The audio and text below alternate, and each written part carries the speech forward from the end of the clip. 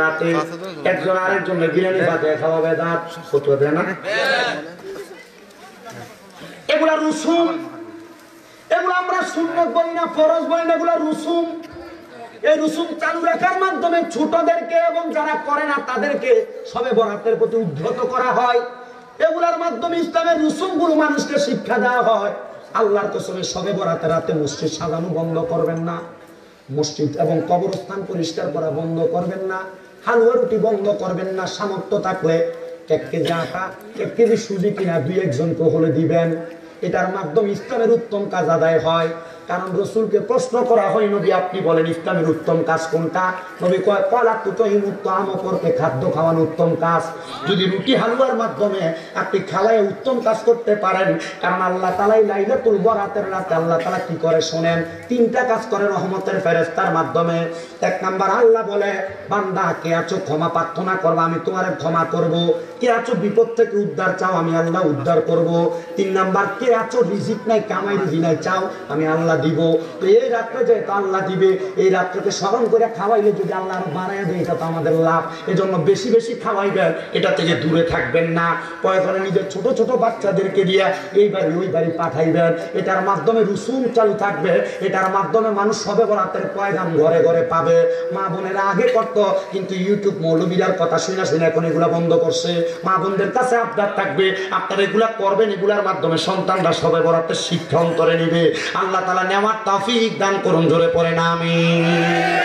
আল্লাহর ওলি ডাক দিয়ে বলতেছে, জগতের মানুষেরা আমি কবরের সুগ্রাণ পাইয়া মনে মনে চিন্তা করলাম, মনে হয় এলাকার কোন মানুষ মারা গেছেন, নতুন কবর থেকে আতরের গান আসতেছে। আমি কবরস্থানের মধ্যে প্রবেশ করলাম। প্রবেশ করার পর আমি দেখলাম কোন নতুন কবর দেখা যায় না, কিন্তু নাকে সুগ্রাণ আসতেছে, এটা ঠিক। আমি কবরস্থানে প্রবেশ করলাম, আমি যখন ভিতরে গেলাম দেখলাম কোন নতুন কবর নাই, কিন্তু সুগ্রাণ আসে কোথা থেকে? আমি ভিতরে প্রবেশ করে দেখলাম একবারে কবরস্থানের শেষ মাথায় একটা কবর ভাঙ্গা। ওই ভাঙ্গা কবর থেকে আমার নাকের মধ্যে সুগ্রাণ আসতেছে। আমি এবার দাঁড়াইলাম, রাস্তা দিয়ে বহু মানুষ হেঁটে হেঁটে যায়। আমি জিজ্ঞাসা করলাম, ও মানুষ তোমরা বলো এই কবরটা কার? কেউ বলতে পারে না, বড় পুরাতন কবর। হঠাৎ একজন বৃদ্ধ মানুষ লাঠি ভর দিয়ে দিয়ে রাস্তা দিয়ে যায়। উনি বলেন, আমি ওনাকে ডাক দিলাম, এ বৃদ্ধ বাবা, এই যে একটা পুরাতন কবর দেখা যায়, এই কবরওয়ালার বাড়ি কোথায়? এটার পরিবেশ সম্পর্কে আপনি আমারে বলেন না। বলে কবরওয়ালার বাড়ি এখানে না, ওনার বাড়ি হইল মিশরের যেই বড় মসজিদ, সেই মসজিদের পাশে। উনি বলে, আমি মিশরের বড় মসজিদের পাশে পশ্চিম অংশে গেলাম, যাই ওই ঘরের দরজার মধ্যে সালাম দিলাম, আসসালামু আলাইকুম ওয়া রাহমাতুল্লাহ। আমার সালামের কোনো জবাব দেয় না। আমি দ্বিতীয়বার সালাম দিলাম, আসসালামু আলাইকুম ওয়া রাহমাতুল্লাহ। আমার সালামের কোনো জবাব দেয় না। আমি তৃতীয়বার সালাম দিলাম, আসসালামু আলাইকুম ওয়া রাহমাতুল্লাহ। আমি আমার সালামের কোনো জবাব পাই নাই। মিশকাতুল মাসাবি বাবু সালাম অধ্যায়ের মধ্যে লক্ষ্য করলে দেখবেন, আমার নবীর ঘোষণা, কোন মানুষের ঘরের দরজায় যায়া 3বার সালাম দিলে কোনো জবাব পাও নাই। যদি জবাব না পাও তাহলে তার ঘরে প্রবেশ করবা না, ঘরের দরজা থেকে চলে আসবা। আর আমরা মুসলমানের এমন খাসিয়ত, আমরা কারো ঘরের সামনে যাইয়া অমুক ভাই আসেন নিগো কইয়া আমরা ঘরে প্রবেশ করি না। না না, ইসলাম বলে 3বার সালাম দিবা, জবাব নাই, প্রবেশ করবা না, ফিরে যাইবা। আর আমাদের এই অপুরন্ত খাসিয়ত গুলা পরিবর্তন করার দরকার, যেন আল্লাহ তাআলা এই খাসিয়ত পরিবর্তন করে সালামের রসুম প্রচলন করার তৌফিক দান করে। পড়েন আমিন। এই মুসলমান ইমানদারেরা, এই নবীর উম্মতের দলেরা, আশিকে রাসূল ভাই বাবারা, উনি বলে 3বার সালাম দিয়া আমি এবার পেছনে ফিরা সামনের দিকে হাঁটতে লাগলাম। আমি হাঁটতে হাঁটতে মনে হয় 40 কদম গেলাম। যাওয়ার পর হঠাৎ করে মহিলা কণ্ঠে আমাকে একটা সালামের জবাব দেয়, ওয়া আলাইকুমুস সালাম ওয়া রাহমাতুল্লাহি ওয়া বারাকাতুহু। আমি সালামের জবাবটা পাইয়া ওই জায়গার মধ্যে দাঁড়াইলাম। দাঁড়ায়া আমি আর পেছনে ফিরলাম না, কারণ মহিলা কণ্ঠে আওয়াজ আসছে। মহিলাটা আমার জন্য গায়রে মাহরাম। আপনি অবাক অবাক ভাবে যে কোনো মহিলার সামনে চলে যান, কিন্তু আল্লাহর নবী বলতেছে পুরুষের দলেরা ওয়াকরনা ফি বুয়ুতিকুন্না ওয়ালা তাবাররুজনা তাবাররুজাল জাহিলিয়াতিল উলা, তোমরা তোমাদের নারীদেরকে অবাক ভাবে পরপুরুষের সামনে যাইতে দিবা না। যদি যাও এরা ইফতিজিং এর শিকার হবে, এরা দুনিয়ার জমিনের মধ্যে পরকীয়ার মধ্যে লিপ্ত হবে, অবাধ মেলামেশার লিপ্ত হবে। কিন্তু মুসলমান আমরা আমাদের স্ত্রী, আমাদের কন্যা, আমাদের মেয়েদেরকে আমরা অবাক ভাবে পুরুষের সামনে যাইতে দেই, মেলামেশা করতে দেই। কি চরিত্র আমাদের! আমরা আল্লাহ তাআলার বান্দা দাবি করি, নবীর উম্মত দাবি করি, কিন্তু আল্লাহ নবীর কথা মাইনা আমরা চলতে পারি না। মনে রাখবেন না আমার বাবা মায়েরা, ও খয়রাত পাড়ার আমার পর্দার অন্তরালের মা বোনেরা, এবার আল্লাহর ওলি বলে আমি মহিলার দিকে তাকাই নাই, কারণ আমার জন্য গায়রে মাহরাম। যে মহিলা গায়রে মাহরাম তার দিকে তাকানো আমার জন্য হারাম। আমি তার দিকে না তাকায়া আমি পেছনে 20 কদম হাঁটলাম, হাইটা বললাম ও মা আপনার কাছে আমার আবদার গো মা, আপনি বলেন না এই ঘরের যে আপনি বাসিন্দা, এই ঘরের যিনি লোক ছিলেন, এই ঘরের যিনি বাসিন্দা ছিলেন, ওনার কর্ম কি ছিল? উনি বলেন ওনার অন্য কোনো কর্ম ছিল না, ওনার কাজ ছিল জঙ্গলে জঙ্গলে যে উনি কাঠ কাটতেন। বলে আপনার স্বামী কাঠ কাটতেন? আপনার স্বামীর এমন কোন আমল আছে কিনা যে আমলের কারণে আল্লাহ তাআলা আপনার স্বামীর ইন্তেকালের পরে তারা নাজাত দিব? মহিলা তো হুজুর আমার স্বামীর এমন কোনো ভালো কাম নাই, কারণ কাজ তো কাজ, কি আর ভালো কাজ থাকবো, ভালো আমল থাকবো? হুজুর কোনো ভালো আমল নাই। মহিলা এই সাক্ষী দিল মানে স্বামীর আসলে কোনো আমল নাই, কারণ একটা স্বামী সম্পর্কে সবচাইতে ভালো জানে কে? স্ত্রী। একটা স্ত্রী সম্পর্কে সবচাইতে ভালো জানে কে? স্বামী। এবার স্বামী, তবে মহিলা ডাক দিয়ে বলে হুজুর আমার স্বামীর অন্য কোনো বড় আমল থাকতেও পারে, নাও থাকতে পারে, তবে একটা ছোট্ট কাজের কথা আমি আপনাদেরকে বলতে চাই। বলে কি বলবা? হুজুর আমার স্বামী জঙ্গলাতে কাঠ কাইটা যখন সন্ধ্যাবেলা বাড়িতে আসতেন, আমার স্বামী বাড়িতে আইসা কাঠ কাটার পর কিছু জব আনতেন, কিছু চাউল আনতেন, আমারে দিতেন রান্না করার জন্য। আমি রান্না কইরা স্বামীর কাছে আসার আগে আসার পরে আমি দেখতাম আমার স্বামী নামাজের মুসল্লাটা বিছায়া আল্লাহ তাআলার কোরআনটা হাতে নিয়া আমার স্বামী চোখের পানিগুলা ছাইরা দিয়া দিয়া কান্দে। আমি যখন সব সময় আমার অবস্থা দেখলাম, আমি আমার স্বামীকে প্রশ্ন করলাম, ও কলিজার স্বামী, কোনদিন আপনাকে কোরআনুল কারীম তেলাওয়াত করতে দেখি নাই, আপনার জবান দ্বারা কোরআনের একটা আয়াত পড়তে শুনি নাই, তো আপনি যে আল্লাহ তাআলার কোরআন পড়েন না, তেলাওয়াত করেন না, তো আপনি বলেন না কেমন ভাবে কেন কান্না করেন, কান্নার কারণটা কি? স্ত্রীটা ডাক দিয়ে কয় হুজুর আমার স্বামী চোখের পানি আরো বড় করে ছেড়ে দিছে, কাঁদতেছে আর ডাক দিয়ে বলতেছে হে হুজুর আমার স্বামী আমাকে বলতেছে আমি যদি আল্লাহ তাআলার কোরআন পড়তে পারতাম, আমি কি আল্লাহর কোরআন খুইলা খুইলা চোখের পানি ফালায়া কাঁদতাম? আল্লাহর ওলি বলেন আমি এই উত্তরটা পাইয়া চলে গেছি। আমি প্রতিমধ্যে রাত্র গভীর যখন হয়ে গেছে আমি 2 রাকাত নামাজ পড়েছি, যে নামাজের নাম সলাতুল ইস্তেসকা। সলাতুল ইস্তেসকার নামাজ আমি আদায় কইরা আমি আমার আল্লাহর কাছে জানতে চাইলাম, গোমনি আপনার কাছে আমার ফরিয়াদ, এ বান্দা শুধু জঙ্গলে জঙ্গলে কাঠ কাটতো, বান্দার কোনো এমন নেক আমল ছিল না। বান্দাদের দুনিয়ার জমিনের ভিতর থেকে কবরে যাওয়ার পর বান্দার কবর থেকে সুঘ্রাণ আসতেছে। মনিব আপনি বলেন না বান্দার কবর থেকে কেন সুঘ্রাণ আসতেছে? বান্দার এমন কি নেক আমল আছে? বলে বান্দার অন্য কোনো নেক আমল না, বান্দা যে আল্লাহর কোরআন তেলাওয়াত করে করে কান্না করত, কোরআন তেলাওয়াত করতে পারতো না, তাকায়া তাকায়া কান্না করত। এজন্য আমার আল্লাহ তাআলা এই কোরআনের বরকতে বান্দার কবরে সুঘ্রাণ চালু করে দিছে। কোরআন পড়তে পারেন না মুরব্বী বাবারা, যুবক ভাইয়েরা, আল্লাহর ওয়াস্তে এই কোরআনটারে বুকের সাথে আগলে রাখবেন, তেলাওয়াত করতে পারেন না তাকায়া থাকবেন, দেখবেন আমার আল্লাহ তাআলা অসংখ্য রহমত অসংখ্য বরকত দিবে। কারণ আমার আল্লাহ বড় দয়াবান, আমার আল্লাহ বড় মায়াবান। বলেন আমার আল্লাহ যদি দয়া করে, আল্লাহ যদি মাফ করে, দুনিয়ার কোনো বান্দা এই দুনিয়ার জমিনের মধ্যে, ওই দুনিয়ার জমিনের মধ্যে বান্দার জান্নাতে যাওয়া আটকাইতে পারবে না। এবার বলেন আমরা সবাই আমার আল্লাহর দয়া নিয়ে আমাদের গুনাহ মাফ করাইতে চাই কি চাই না? ওই আল্লাহর দয়া কম না বেশি? আপনারা আসতে দিতেছে জিকির করে আদায় গেছেন না, আবার করবে, আমিও করবো।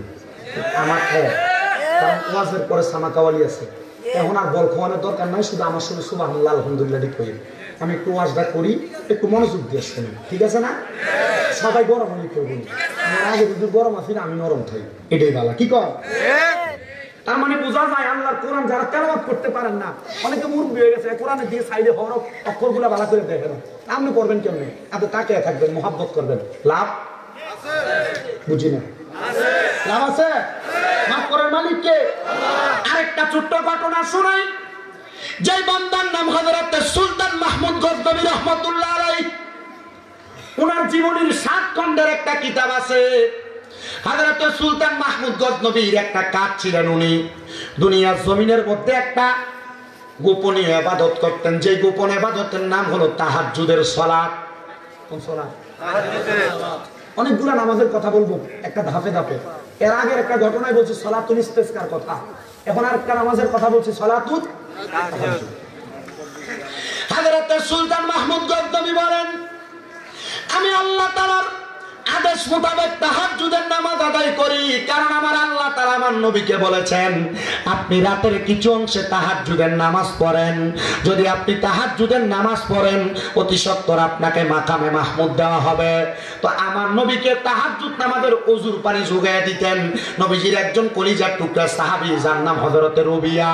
উনি বলেন আমার নবীজিরে যখন আমি তাহাজ্জুদের নামাজের ওযুর পানি যোগায় দেই, আমার নবী আমার বলতেছে, এর রবিয়া তাহাজ্জুদের নামাজের ওযুর পানি যোগায় দেয়া হইলা দিলা, তুমি বলো না আমি নবীর যে এত খেদমত করে আমি নবীর কাছে তুমি কোনো কিছু চাও কিনা?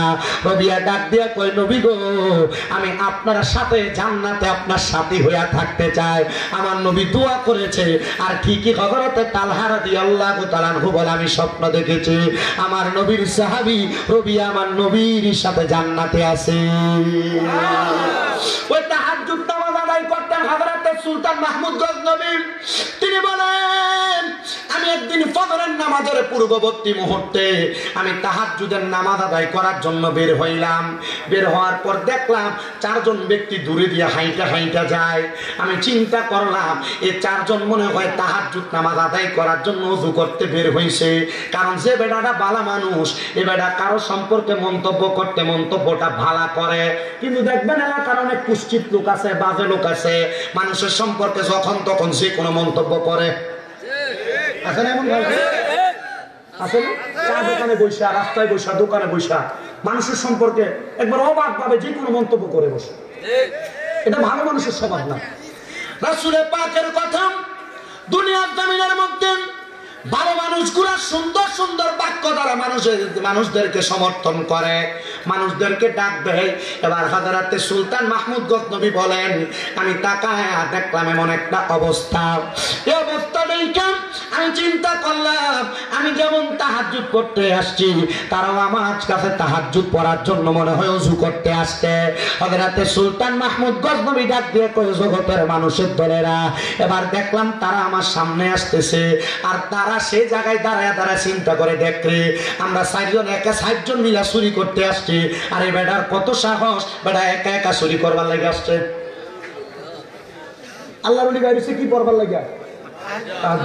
এই 4 জন বাইরে কি করবার লাগে? চুরি করবার লাগে। আল্লাহর ওলি চিন্তা করে আমার মতো মনে হয় তাহাজ্জুদ পড়ে না আরো 4 জন আছে, আর সুর 4টা চিন্তা করে কি আমরা 4 জন মিলে এসে চুরি করতে, আর বেটা একা এসে চুরি করতে, কত বড় সাহস। উনি ডাক দিয়ে বলতেছেন, এ 4 জন সদস্য তোমরা কেন আসছো?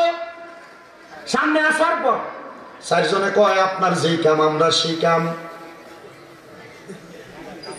আল্লাহর ওলি ডাক দিয়ে বলতেছেন আপনি যে কথা বললেন আপনারা কাম কি বলেন না, নিয়ত করে আসছি যে বাদশার বাড়ি চুরি করাম, আপনিও যে আসছেন তাহলে আপনি একা একা কেমনে চুরি করবেন? তো সুলতান মাহমুদ গজনবী বলে আমি তো চুরি করতে আসি না, আমি তাহাজ্জুদ পড়তে আসছি। তো তোমরা যে আসছো চুরি করতে 4 জন এক লগে, তো কে কম নেই কে বেশি নেই? বলে না কেউ কম বেশি নেয় না, আমরা 4 জনের 4টা ক্ষমতা, আমরা 4টা ক্ষমতা দিয়ে সমান সমান ভাগ নেই। বলে 4 জনের 4 ক্ষমতা, সুরেরও ক্ষমতা আছে? বলে হ্যাঁ, সুর আছে না? সুরের ক্ষমতা আছে না? এখন এলাকায় যেটা সুরটা নেশা করে এটার ক্ষমতা বলা, এটা লোক মানুষ লাগে না, কারণ তার লোকে লাগলে বাইরের এলাকা থেকে ফুটতে খুব দৌড়ে আনে কার্য করবে লোকে। আমার এই সুরটাটির লোক অনেকে সম্পর্ক বজায় রাখে, কি লেগে? তার লোকের সম্পর্ক রাখবে, আমার লোকে কেউ লাগলে তে আমার পক্ষে লাগি করবে। অথবা যারা নেশা করে, যারা বাজে কাজ করে, সন্ত্রাস, এদের সাথে যারা সম্পর্ক রাখে, রাসূল বলছে তারা আমাদের দলভুক্ত নয়। তো নবীর দলভুক্ত যদি না হয় তাহলে এই ব্যক্তি কি মুসলমান? এটা কি মুসলমান? আপনাকে আমার লোক বুঝতেছেন? কোন কি বুঝে জানি না, মুরব্বীরা বুঝতে হবে।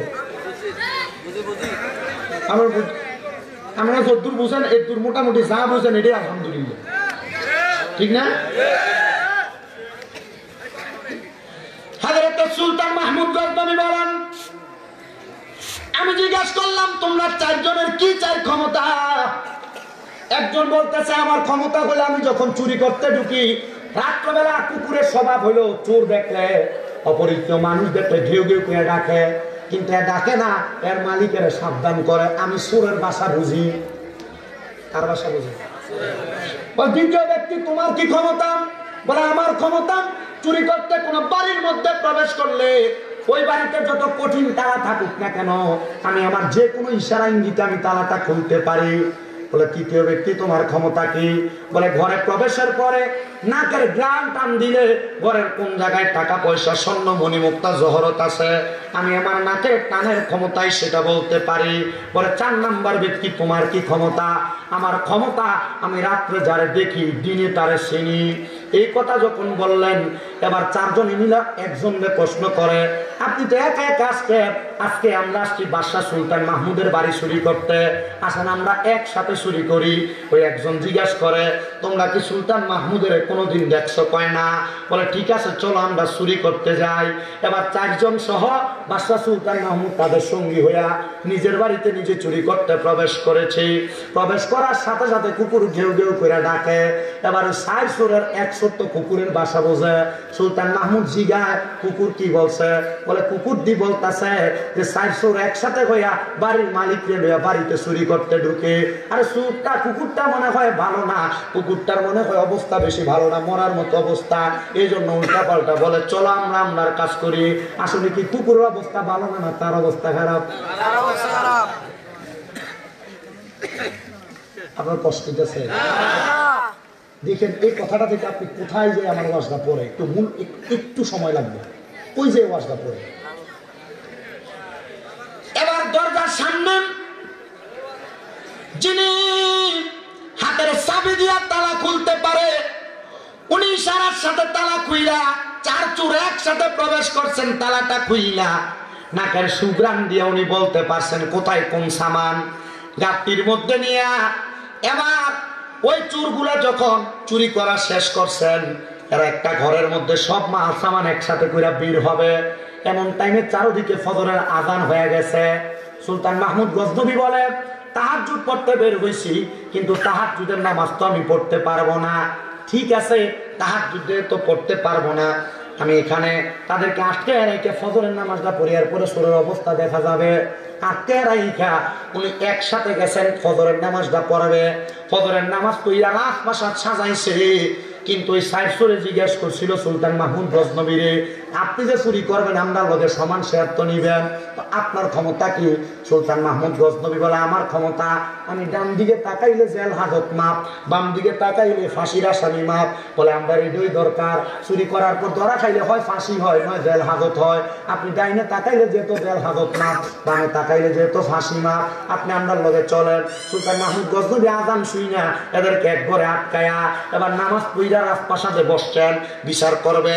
এবার রাজকার্যের মধ্যে জেলখানা রাজপ্রাসাদের মধ্যে কাঠগড়ার মধ্যে 4 জন চোরেরা হাজির করছে। সুলতান মাহমুদ গজনবী বসলে বিচার করার জন্য। বিচার করতে যখন বসছেন, 4 চোরের মধ্যে 3 চোর কান্দে, 1 চোর মুসকি মুসকি আসে। কান্দে কয়জন? আসে কয়জন? কি আসে জানেন?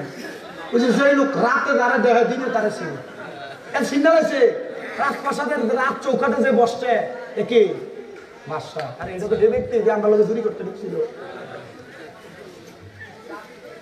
উনি ডাক দিয়ে বলতেছেন, এ বাবা, তিনজন কাঁদতেছে, তুমি কেন হাসো? বলতেছে, হুজুর এই কাজটা কেমনে করলেন? রাত্রবেলা একসাথে চুরি করতে ঢুকলেন, আর এখন রাজপ্রাসাদে বৈশা, রাজ চেয়ারে বৈশা আপনি আমার বিচার করবেন? এটা বেঈমানি, এটা হতে পারে না, আপনি এটা কেমন করে করলেন? বলে, ঠিক আছে, তোমরা যে চুরি করতে আসছো, তোমাদের চুরির খবর আমি জানি, তোমাদের বিচার হবে, কারণ তোমরা বাদশার বাড়িতে চুরি করতে আসছো। উনি বলেন, হুজুর তাকায় দেখেন আপনার ডান দিকে একটা কি যেন দেখা যায়। বড় আচানক বাদশা তাকাইলেন। বলে, বাম দিকে তাকায় দেখেন, বাম দিকেও দেখা যায়, তাকায় দেখেন কিছু নাই। বলে, কই, কিছু তো দেখা যায় না। বলে, আপনি বলছিলেন রাত্রবেলা ডাইনে তাকাইলে জেল মাপ, বামে তাকাইলে ফাঁসি মাপ, এবার যে শাস্তি দেন অসুবিধা নাই, আমি মাইনা নিব। ডাক দিয়ে কয়, হ্যাঁ তোমাদেরকে শাস্তি দেওয়া হবে না, কারণ তোমাদের সাথে আমি রাত্রবেলা চুরির অংশীদার ছিলাম, তোমরা যে শাস্তি পাইবা আমিও তো সেই শাস্তি শিকার হব। তবে মনে রাখো, আজকে তোমাদেরকে মাফ করছি, কাল কিয়ামতে আমার আল্লাহ তোমাদেরকে মাফ করবে না। এবার ওই চারজন চোর একসাথে সাজদার মধ্যে পইরা আমার আল্লাহর কাছে ডাক দিয়ে কয়, আল্লাহ, দুনিয়ার একজন বাদশা যদি একসাথে এক রাত্রি কাটানোর কারণে আমার মাফ করে দিতে পারে, আল্লাহ আমরা গুনাহগার, আমরা বুঝি নাই, আমরা যদি তোমার সাথে প্রত্যেক দিন রাত্রে একটা প্রেমের সম্পর্ক লাগিয়ে দিতাম, আল্লাহ তুমিও তো আমরারে মাফ করতা, আল্লাহ আমরা বুঝি নাই রে, আমাদেরকে তুমি মাফ করে দাও। আরে বাবা, আপনি বোঝেন না, আল্লাহর কাছে মাফ চান না, এবার বলেন মাফ করার মালিক একজন, তিনি কি? সম্পদের কামনা করেন, সম্পদ, সম্পদ দেওয়ার মালিক তো আমার আল্লাহ, কিন্তু আপনি সম্পদ চাইতে পারেন না, এই জন্য সম্পদ আল্লাহ আপনারে দেয় না। মনে রাখবেন, অল্প টাকা কামাই কইরা ঘরে ভাঙ্গা থাইকা, ভাঙ্গা ঘরে থাইকা আপনি যদি বেশি সম্পদের কামনা করেন, আল্লাহ আপনারে দিবে না। তবে অল্প টাকা কামাই কইরা ছোট্ট ঘরে থাইকা আপনি যদি আল্লাহর শুকরিয়া আদায় করেন, আমার আল্লাহ তাআলা আপনাকে সম্পদ দিয়ে ভরপুর করে দিবে। কারণ আমার আল্লাহ কয়, বান্দা, লা ইউকাল্লিফুল্লাহু নাফসান ইল্লা উসআহা, আমি আল্লাহ তাআলা কারোর সাধ্যের বাহিরে কোনো কিছু চাপিয়ে দেই না। এ মুসলমান ইমানদারেরা, বাংলা টিনের ঘরে থাইকা তুমি কইও না আল্লাহ আমারে বড় বিল্ডিং বানায় দাও না, আপনি বাংলা ঘরে থাইকা আল্লাহ তাআলার শুকরিয়া আদায় করবেন, দেখবেন আমার আল্লাহ তাআলা আপনার অসংখ্য অগণিত বরকত দান করবে। বলেন সুবহানাল্লাহ। ওই শুকরিয়া আদায়ের দুই মাধ্যমের কথা বলেছি। এক নাম্বার মাধ্যম হলো কোরআন তেলাওয়াত, দুই নাম্বার মাধ্যম হলো আল্লাহ তাআলার ইবাদত নামাজ। আসেন আমরা ওই কোরআন তেলাওয়াতের মাধ্যমে মাহফিল শুরু করার দিকে যাই।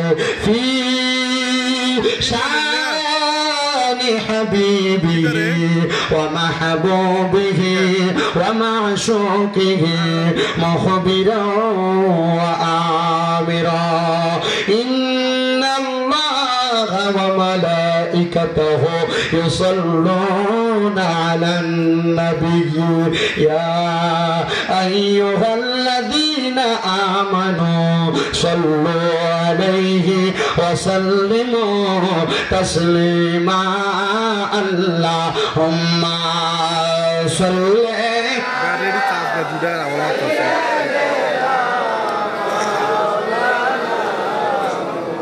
ওয়া আলা আলি সাইয়্যিদিনা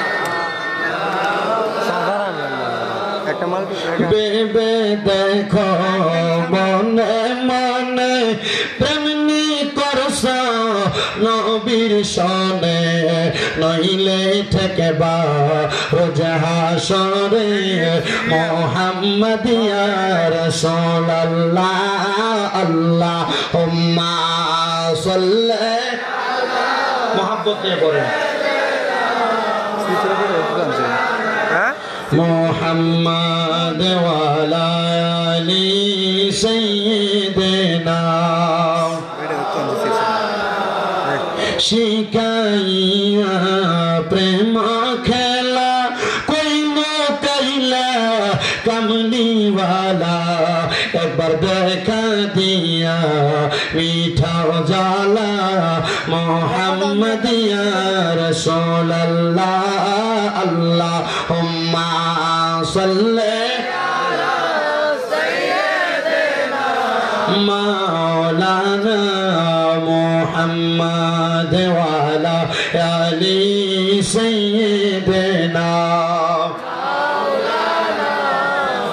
ला इलाहा इल्लल्लाह ला इलाहा ओ ला इलाहा इल्लल्लाह ला इलाहा इल्लल्लाह ओ ला इलाहा इल्लल्लाह ला इलाहा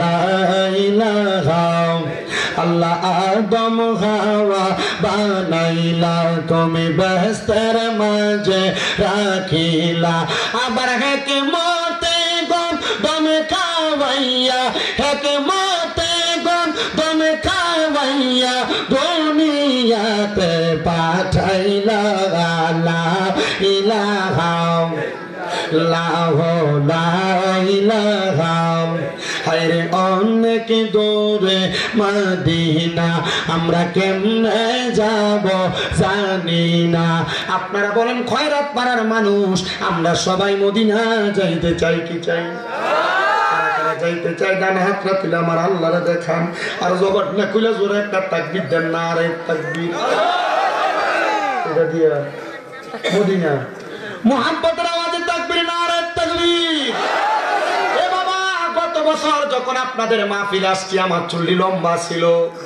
এবছর দেখেন চুলগুলা নাই মাত্র 3 মাসে মক্কা মদিনা হজ করে আসছি আমি যখন হজ করতে যাব নিয়ত করেছি আমি প্রথমে নিয়ত করছি আল্লাহ আমি প্রথম মদিনা শরীফ যাব আমার লম্বা চুলগুলা আমি আমার রাসূলের পাক রওজার সামনে দেখে আসবো ইয়া রাসূলুল্লাহ এই লম্বা চুলগুলা দেখলে অনেক মানুষ গন্ডগোলা তহমত দেয় অনেক মানুষ বাজে বাজে কথা বলে নবী গো আমি তো দুনিয়ার কোন সৌন্দর্যের জন্য লম্বা চুলগুলা রাখি নাই আমি রাখছি আপনি নবীর সুন্নাত জিন্দা করার লক্ষ্যে নবী গো মানুষ খারাপ বলে এটা আমার কিছু করার নাই কিন্তু মক্কায় গেলে তো চুলগুলা ফেলানো লাগবে গো নবী আপনার কাছে ফরিয়াদ আপনি আমার দোয়াটা কবুল কইলেন আবার যেন আল্লাহ তাআলা বরকতি চুলগুলা আমারে দান করে আমি আমার রাসূলের পাক রওজার সামনে যায় বলছি ইয়া রাসূলুল্লাহ যেদিন হাদিস শরীফ পড়ছি মান যারা কবরি ওয়াজাবাত লাহু শাফাআতি ইয়াউমাল কিয়ামা আপনি নবীর রওজা মুবারক যে ব্যক্তি জিয়ারত করবে তার জন্য সুপারিশ করা আপনি নবীর জন্য ওয়াজিব হয়ে যায় ও মায়ার নবী আমি ওই দিনে নিয়ত করছি মরার আগে একবার আপনার রওজা মুবারকের সামনে আসব নবী গো আজকে আপনার রওজার সামনে আসছি গো নবী আমার মনে বড় শখ আমি আপনার রওজায় চলে আসছি কিন্তু এখন আমার মনে আরেকটা আশা লাগছে গো নবী আপনার রওজা দেখতে এত সুন্দর কত মানুষ মদিনার দিকে প্রবেশ করে আর চোখের পানি ফালায়া ফালায়া কান্দে মায়ার নবী গো আপনার রওজা দেখতে কত সুন্দর না জানি আপনি নবী দেখতে কত সুন্দর নবী আপনার রওজা দেখছি আমার কাছে ভালো লাগছে গো নবী তবে মরার আগে আপনি নবী আমার একবার দেখা দিয়েন আমি শুধু এই কথা বলছি না রে আমার খয়রাত পাড়ার বাবারা আমি বলছি ইয়া রাসূলুল্লাহ ইয়া হাবিবাল্লাহ নবী গো আপনার কাছে ফরিয়াদ করি আপনার রওজা মুবারকের সামনে যেহেতু আসছি বাংলাদেশে ওয়াজ মাহফিলে যাইয়া কত মানুষকে নিয়ে আপনি নবীর উপর সালাম দেই আপনি নবীর দরুদ শরীফ পড়ি আপনি নবীর শান ও মান আজমত গাই কিন্তু অনেক মানুষ তো মক্কা মদিনা আসতে চায় এরা মক্কা মদিনা আসতে পারে না নবী গো তাদেরকে আপনি একবার হলো মক্কা মদিনায় নেন আমি এই দোয়াটা আল্লাহর কাবা ঘরের সামনে যাইয়া আল্লাহর কাবা ঘরের গিলাফ ধইরা ধইরা বলছি ইয়া রাসূলুল্লাহ ও আল্লাহ তাআলা আপনার কাবা ঘরের গিলাফ ধইরা বলি কত মানুষ মক্কা মদিনা আসতে চায় এরা যদি মক্কা মদিনা আসতে পারে এদের অন্তরের আবেগটা ঠিক থাকবে কেন মক্কা মদিনা যাইবা জানো রে মুসলমান আল্লাহর কাবা ঘরের সামনে যে এক রাকাত এক ওয়াক্ত নামাজ পড়লে আমার আল্লাহ তাআলা আমল নামার মধ্যে 1 লক্ষ ওয়াক্তের সওয়াব দান করে তোমার খয়রাত পাড়ার মসজিদে এক ওয়াক্ত নামাজ পড়লে 1 ওয়াক্তের সওয়াব পাইবা কিন্তু মদিনা শরীফের ভিতরে 1 ওয়াক্ত নামাজ পড়লে 50,000 ওয়াক্তের সওয়াব পাইবা মনটা কি চায় না ওই মক্কা মদিনা একবার যাওয়ার জন্য মনটা কি চায় না ওই মক্কা মদিনা একবার যাওয়ার জন্য কোন দিন তুমি 1 লক্ষ ওয়াক্ত নামাজ পড়বা আর মক্কায় গিয়া 1 ওয়াক্ত নামাজ পড়লে 1 লক্ষ ওয়াক্তের সওয়াব হে আপুজিরা আপনাদের কদমে হাত দিয়ে বলি রে বাবা আপনারা দুনিয়ার জমিনের মধ্যে তাইকা 2-1 লাখ টাকা হইলে খেতে দিয়া জায়গা কিনেন 1 লাখ টাকা হইলে 50,000 হইলে ব্যাংকে নিয়ে রাখেন না রে আপুজিরা এই সম্পদগুলো জোগাড় দিলে আপনার সন্তান তার মতো করে ব্যবহার করব। তবে আপনার কাছে আবদার, এই সম্পদগুলো আপনি না জোড়ায়া আপনি মক্কা মদিনা যাই আল্লাহর কাছে দোয়া করেন, আল্লাহ আমার সন্তানকে তুমি সম্পদ দাও। আপনারা বলেন মক্কা মদিনা যাই দোয়া করলে আমার আল্লাহ তাআলা আপনার দোয়া কবুল করতে পারে কি পারে না? এবার বলেন ওই মক্কা মদিনা আমরা সবাই যাইতে চাই কি চাই না? আস্তে কই যাইতে চাই কি চাই না? কারা কারা যাইতে চাই দুই হাত সোজা করে দেখায়। বাবা তোকির একটা জোরে থাকবে।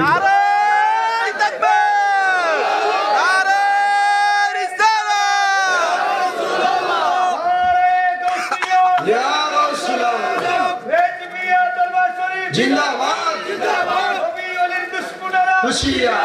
জোরে বলেন মারহাবা। তাহলে মক্কা মদিনা যাইতে চাই কি চাই না? যারা যারা যাইতে চাই জবান খুলে মুহাব্বতের আওয়াজে বলেন, আরে দয়াল আল্লাহ দয়া করেন, দয়া করেন নসিব করেন মদিনা। লা ইলাহা ইল্লাল্লাহ লা ইলাহা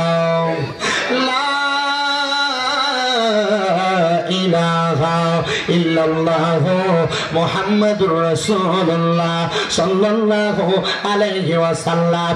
আসেন আমার বাবাজিরা বন্ধুরা, আদবের সাথে আল্লাহ তাআলার কিসমে যাতে জিকির করব, এমন ভাবে আদব রক্ষা করব যেন আল্লাহ খুশি হয়, দুনিয়ার মানুষ খুশি হইল কিনা এটা আমার দেখার বিষয় নাই। আল্লাহকে খুশি করার জন্য মুহাব্বতের আওয়াজে এক তালে এক সুরে আল্লাহ তাআলার ইসমে যাতের জিকির করবেন। আল্লাহ যেন আমাদের জীবনের গুনাহ মাফ করে দেয়। মুহাব্বতে ডাকবেন আল্লাহ আল্লাহ আল্লাহ আল্লাহ আল্লাহ রাসূলুল্লাহ আমরার চোখের মনি মক্কি মাদানী হাবিবুল্লাহ আমরার চোখের মনি মারহাবা আল্লাহ আল্লাহ রাসূলুল্লাহ আমরার চোখের মনি মক্কি মাদানী রাসূলুল্লাহ আমরার চোখের মনি মারহাবা আল্লাহ আল্লাহ আল্লাহ তাআলা আসনুরে আল্লাহ ইয়া চায় পারগাবিরা আমরা সবাই কোরআনে পড়িয়া জানি। মারহাবা আল্লাহ আল্লাহ রাসূল পাইলে আল্লাহ পাবি, এই কথা কোরআনে শুনি তাইলা রাসূল আপনার ভালোবাসি মক্কি মাদানী রাসূলুল্লাহ আমরার চোখের মনি মারহাবা আল্লাহ আল্লাহ রাসূলুল্লাহ আমরার চোখের মনি মক্কি মাদানী রাসূলুল্লাহ আমরার চোখের মনি মারহাবা আল্লাহ আল্লাহ যদি আইতে চাও রাসূল ওরা মুর্শিদের কদম পাইবা রাসূল সদা সর্বদা মারহাবা আল্লাহ আল্লাহ চরণ পাইতে চাইলে ওলির চরণ ধর আইলে পাইবা তুমি সর্বদা জানা মক্কি মাদানী রাসূল আমার মায়া মেহরবানি মারহাবা আল্লাহ আল্লাহ রাসূলুল্লাহ আমরার চোখের মনি মক্কি মাদানী রাসূলুল্লাহ আমরার চোখের মনি মারহাবা আল্লাহ আল্লাহ আল্লাহ আল্লাহ আল্লাহ পাতাই সালাম পাতাই কদম পানাই ওরে শাসবি তায়ার কৌশল দিব ওরে পাতলা আল্লাহ মারহাবা আল্লাহ আল্লাহ সালাম আল্লাহ আল্লাহ আল্লাহর সামনে আল্লাহ আল্লাহ আল্লাহ পাতাই সালাম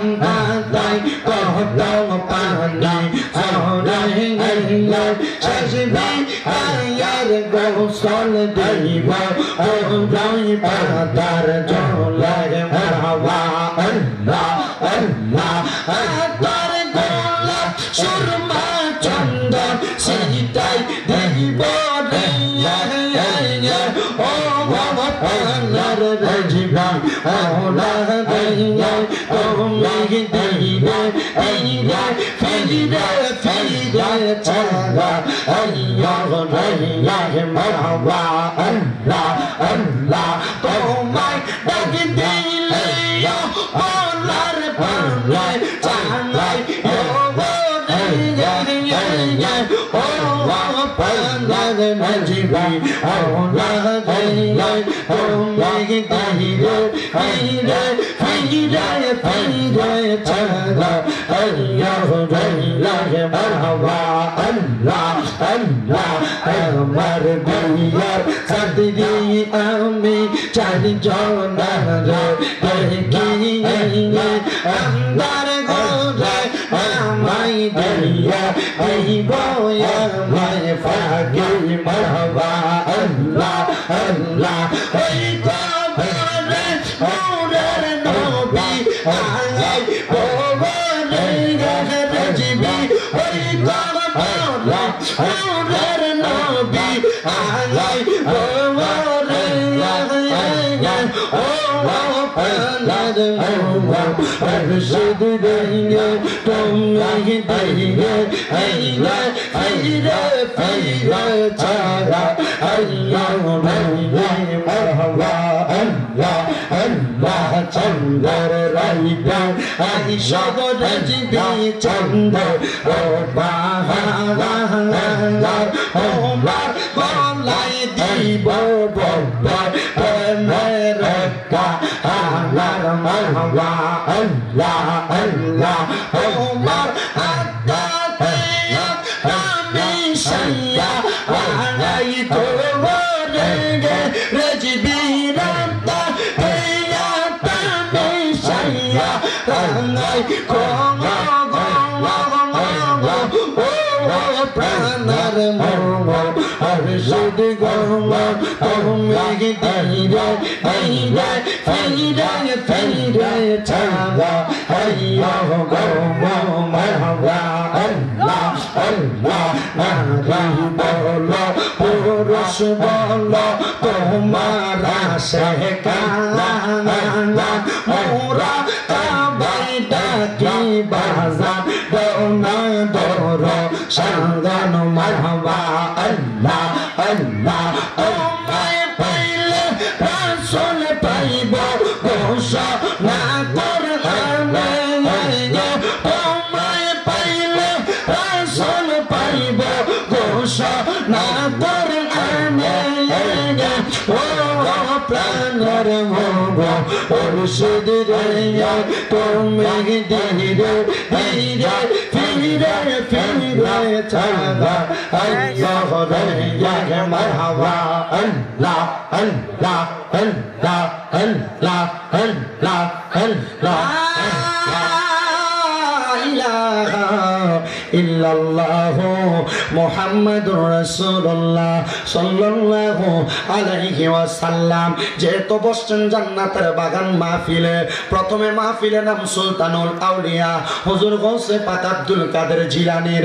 ওনার শানের একটু কথা বলে আমি আমার বয়ানের ইতি টানার চেষ্টা করব, এরপরেই আপনারা সামা কাওয়ালি করবেন। এ মুসলমানেরা, হুজুর বড় পীর গৌসে পাক আব্দুল কাদের জিলানী উনি কোনো সাধারণ ওলি না, উনি হইলেন মাদারজাত আল্লাহর ওলি।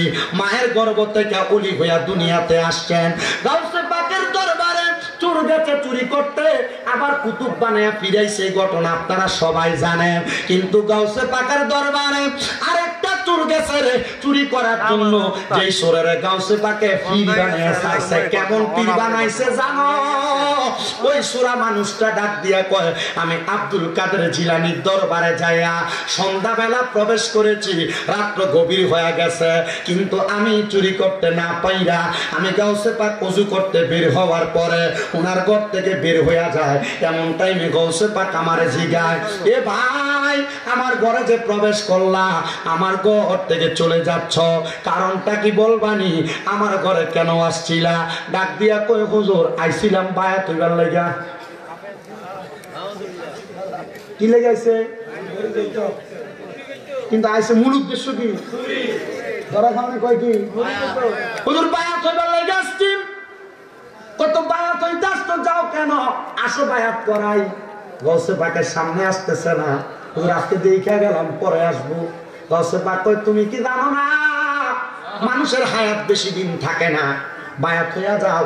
ও বাবাজিরা, আপনারা যারা এখানে আসছেন মনে রাখেন, এ পর্দার অন্তরালের মা বোনেরাম, এখনো যারা বায়াতে রাসূল গ্রহণ করেন নাই, হক্কানি রব্বানি একজন পীর দেখে আপনি বায়াত গ্রহণ করেন, দেখবেন আমার আল্লাহ তাআলা আপনার জীবনটারে পরিবর্তন করে দিবে। কারণ বায়াতে রাসূল গ্রহণ করার পর বায়াতে রাসূলের আগের জীবনটা একরকম না। বায়াতে রাসূল গ্রহণ করলে জীবনটা বড় দামি জীবন হয়ে যায়। কারণ আপনার সম্পর্ক আর দুনিয়ার ট্রাভেলে থাকে না, আপনার সম্পর্কটা আল্লাহর লগে হয়ে যায়। আল্লাহর ওলির সাথে যার সম্পর্ক, তার সম্পর্ক কার সাথে? আল্লাহর সাথে। আমার মুসলমান ইমানদারেরা, আল্লাহর ওয়াস্তে শেষ করতে দাও। জি বইয়ে আমার মুসলমান ইমানদারেরা, হুজুর গাউসে পাক যখন বললেন আসো বায়াত গ্রহণ করে দেই, উনি ডাক দিয়ে কই হুজুর বায়াত যেহেতু গ্রহণ করাবেন, হুজুর আমি বায়াত গ্রহণ করব, আমাকে বায়াত করাবেন, তাহলে ওযুটা করি। চিন্তা করছে ওযু করে চলে যাবে না, গাউসে পাক নিজে দাঁড়ায় তারে ওযু করায়া ঘরে প্রবেশ করায়া গাউসে পাকের একটা পাঞ্জাবি দিয়া তারা সুন্দর করে বসাইছে। দেখছেন নি কেমন ভাগ্যবান সোর মানুষ, মুরিদ হইয়াই সাথে সাথে মুরিদ হওয়ার আগে গাউসে পাকের একটা সুন্দর পাঞ্জাবি পাওয়া গেছে। আরে মুরিদ তো এমন মুরিদ, এর মনের আশা মরার পরে পীর মুর্শিদের যে কোন একটা স্মৃতি লয়ে আসে কবরে যাইতে জন্য আসে, কয় বলে বাজারের সাদা মার্কিন আমার অঙ্গে না লাগাইও, আমার মুর্শিদের পুরান জামা দিয়া আমার কাফন পরাই দিও, যাইতে আমায় সঙ্গে নিও। বলে আর কোন দল চাই না মুর্শিদ, আর কোন দল চাই না মুর্শিদ, যাইতে আমায় সঙ্গে নিও। কোন বাতিল ফেরকার মৌলবি দিয়া মোর জানাজা নাহি দিয়া, আমার তরিকতে পাগল পাইলে মোর জানাজা পরাই দিও, যাইতে আমার সঙ্গে নিও।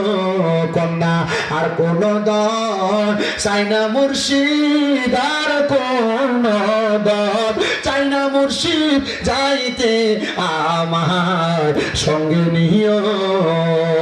একটা জবান বন্ধ রাখবেন না, চিৎকার মেরে বলেন ইয়া ওলি আল্লাহ। এ মুসলমান, এবার গাউসে পাকের পাঞ্জাবি পরে গাউসে পাক তারে সুন্দর করে ওনার একটা পাগড়িও লাগাই দিছে। গাউসে পাক ডাক দিয়ে কয় হাতটা বাড়াও, উনি হাতটা বাড়ানোর পর ডাক দিয়ে কয় তুমি আমার সাথে পড়ো। বলে কি পড়বো হুজুর? গাউসে পাক কয় কোয়াজ জীবনে নামাজ ছাড়তাম না, কয় হুজুর আর নামাজ ছাড়তাম না। গাউসে পাক কয় আর মিছা কথা বলবা না, কয় মিথ্যা কথা বলবো না। গাউসে পাক কয় বায়াত হয়ে গেছো, বায়াত শব্দের অর্থ প্রতিশ্রুতিবদ্ধ হওয়া, আবদ্ধ হওয়া, মিশে যাওয়া। কয় হুজুর আপনার কাছে বায়াত গ্রহণ করলাম, আপনি আমার এখন বায়াত গ্রহণ করাইছেন, কয়বার যাও নিজের কাছে যাও। উনি কি কাজ করবে? গাউসে পাক আব্দুল কাদের জিলানী ওনার অন্তরের খবরটা জেনে গেছেন। গাউসে পাক বলেছেন যাও নিজের কাছে যাও। গাউসে পাকের কাছে বায়াত নিয়ে চলে গেছে। রাস্তা দিয়ে হাঁটে চিন্তা করে পুরো রাত্র যেহেতু শেষ হয়ে গেছে, বায়াত গ্রহণ করবো আমি কোন জায়গায়? এবার গাউসে পাক পুরো রাত্র যেহেতু চলে গেছে, চুরি করবো কোন জায়গায়? এই কথা চিন্তা করে সামনে যেয়ে দেখে বাগদাদের বড় বাদশার বাড়িটা তার সামনে। যেহেতু রাত্র শেষ হয়ে যাচ্ছে, অন্য কোনো বাড়িতে চুরি করতে পারবো না, আজকে লম্বা পাঞ্জাবি আর মাথায় ফাঁকরি আছে, দেখি না আজকে বাদশার বাড়িটাতে চুরি করবো। কার বাড়িতে গেছে? বাদশার বাড়ি। বাদশার বাড়িতে প্রবেশ করে দারোয়ান সজাগ, প্রবেশ করতেছে। দারোয়ান জিজ্ঞাসা করে কে আপনি, যান কোথায়? বলে বাদশার বাড়িতে প্রবেশ করতেছি চুরি করার জন্য। দারোয়ান এত লম্বা পাঞ্জাবি আর মাথায় ফাঁকরি চুরি করতে যা? মনে হয় বাসার কোনো শুভাকাঙ্ক্ষী হবে আমার সাথে টিস্কারি করতেছে। এবারে ঠিক আছে, যান চুরি করে সব নিয়ে যান গারোয়ান প্রবেশ কইরা পুরা বাসার বাড়ির মাল সামান গুলা নিয়া হঠাৎ করে বের হবে, দেখে আজান হয়ে গেছে। এমন টাইমে মন পরিবর্তন, মালগুলা রাইখে দিয়া নামাজে দাঁড়ায় গেছে। আসলে আইসে কি করতে? চুরি করতে। পরে কি মন পরিবর্তন করা মালিক কি? চুরি করা মাল লবে। নামাজে দাঁড়াইছে, আল্লাহু আকবার, নামাজ পড়তেছে। এমন টাইমে বাদশার ঘুম ভাঙার পরে সে বলে, আমি তাকে দেখলাম যত সম্পদের সিন্ধুক গুলা আছে সব সিন্ধুক গুলা আমি দেখলাম খোলা। আমি বুঝতে পারলাম চুরি করতেছে। আমি এবার পুরা রাজপ্রাসাদ তালাশ করে দেখলাম কোন জায়গার মধ্যে চোর নাই। আমার এবাদত খানাতে দুইটা দেখি চোর এখানে বইয়া বইয়া নামাজ পড়ে, কিন্তু এটা তো চোর না। শরীরে লম্বা পাঞ্জাবি, মাথায় পাগড়ি। তখন আমি বুঝলাম মনে হয় চোর চুরি করে যাইতে লাগছিল। এ আল্লাহর ওলি আমার চুরি হওয়া মালগুলা নিয়ে বাড়িতে আসছে মানে দিবার লাগিয়া। আসলে কি দিতে হয়েছে না এটাই আরে ঘরের মাল সব নিয়ে গেল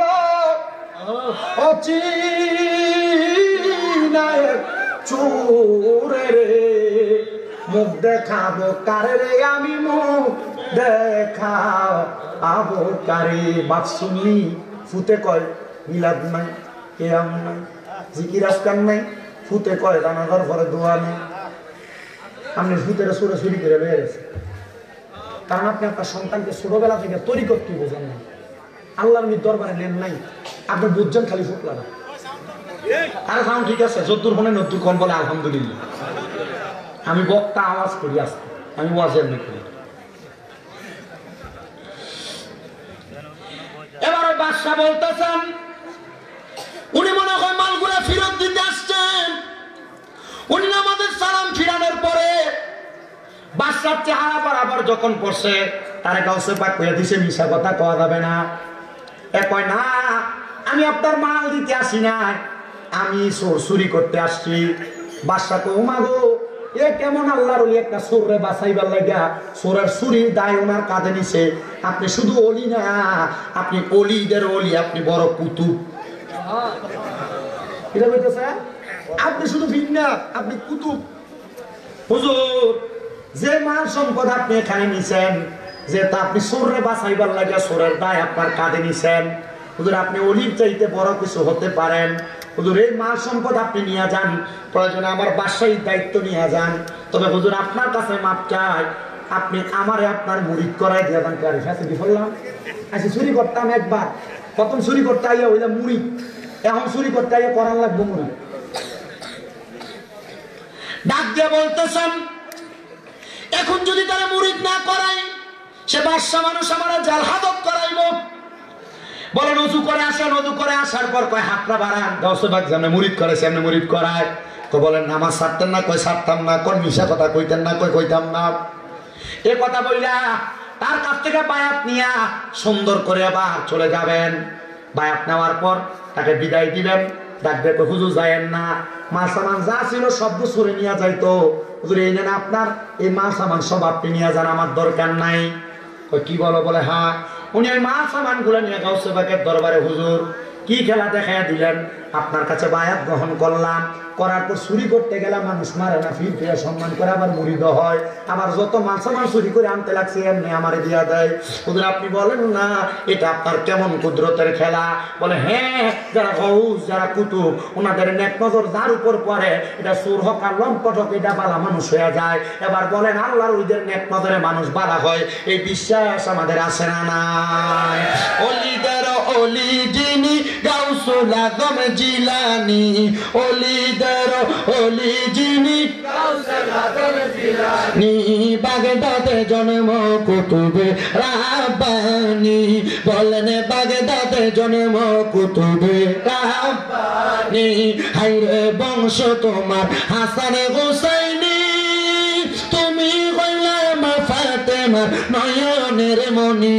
বলেন বংশ তোমার হাসান হুসাইনি, হায়রে তুমি হইলাম ফাতেমা আমার নয়নের মনি মুর্দা কলব জিন্দা করো ও গো গাউসে সামদানি মুর্দা কলব জিন্দা করো ও গো গাউসে সামদানি বাগদাদে জন্ম কুতুবে নি বলেন অলিদের অলি যিনি গাউসুল আজম জিলানি অলিদের গাউসুল আজম জিলানি বাগদাদে জন্ম কুতুবে রাব্বানি বলেন বাগদাদে জন্ম কুতুবে তোমার কাঁধে নবীজির কদম সব অলিদের কাঁধে তুমি গাউসের কদম বলেন তোমার কাঁধে নবীজির কদম সব অলিদের কাঁধে তুমি